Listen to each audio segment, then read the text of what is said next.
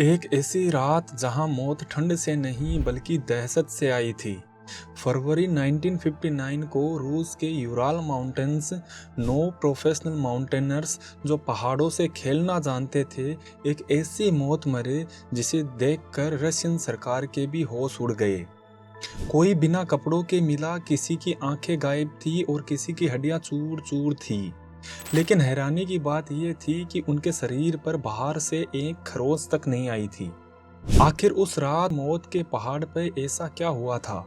इस मिशन का लीडर था 23 साल का इगोर डाइटलोव। उसके साथ 7 लड़के और 2 लड़कियां थी। ये सभी यूनिवर्सिटी के टॉपर और एक्सपर्ट ट्रेकर थे। उनका मकसद था 100 मील का सफर करके नॉर्दर्न माउंटेन तक पहुंचना।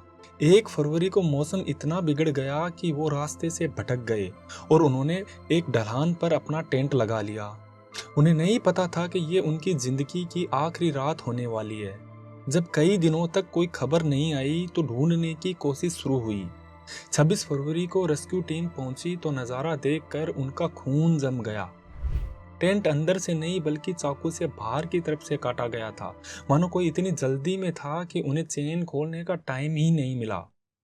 हवा का टेम्परेचर -30 डिग्री था, लेकिन बर्फ पर जो पैरों के निशान मिले वो हैरान करने वाले थे। लोग नंगे पैर या सिर्फ एक सॉक्स पहनकर भागे थे। 1.5 किलोमीटर दूर जंगल के किनारे उन्हें पहली 2 लाशें मिली। दोनों सिर्फ अंडरवेयर में थे और उनके हाथ जले हुए थे, जैसे वो आग को पकड़ने की कोशिश कर रहे थे। लेकिन असली डर तब शुरू हुआ जब बाकी की लाशें मिली।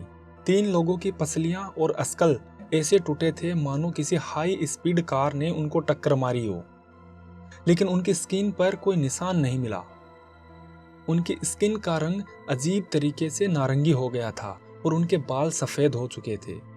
और सबसे बड़ा राज, उनके कपड़ों पर हाई लेवल रेडिएशन मिलना था। एक पहाड़ पर रेडिएशन आखिर आया कहां से? सरकार ने ये केस ये कहकर बंद कर दिया कि ये किसी अनजान ताकत का काम था। लेकिन सच क्या है? इसकी 3 अलग अलग थ्योरी दी गई।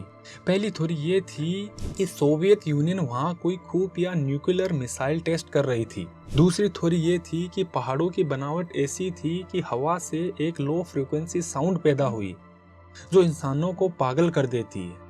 तीसरी जो थ्योरी थी वो ये थी, वहां के जो लोकल कबीले थे उनका मानना था कि इन पहाड़ों में हिम मानव यानी यति रहता है और उस यति ने ही इन लोगों को मारा होगा। साल 2020 में रशियन अथॉरिटीज ने फिर से इन्वेस्टिगेशन किया और कहा कि ये एक एवलांच यानी बर्फ का तूफान था। लेकिन लोग आज भी पूछते थे, अगर बर्फ का तूफान था तो टेंट क्यों नहीं दबा? अगर ठंड थी तो रेडिएशन कहां से आया? डाइटलोव पास का राज आज भी उन बर्फीली हवाओं में कहीं दफन है। आपको क्या लगता है, ये कोई एक्सपेरिमेंट था या कुछ और? कमेंट में जरूर बताइएगा।